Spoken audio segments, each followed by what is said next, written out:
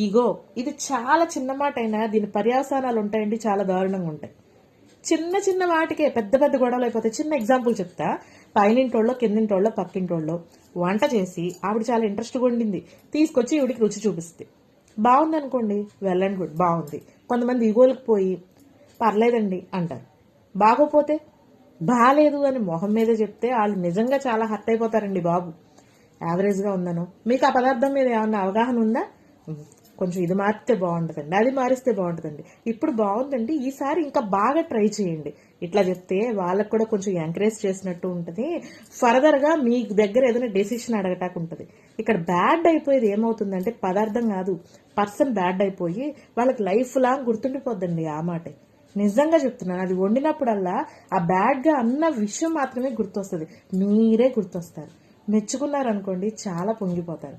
చిన్న విషయమే, ఆలోచించండి.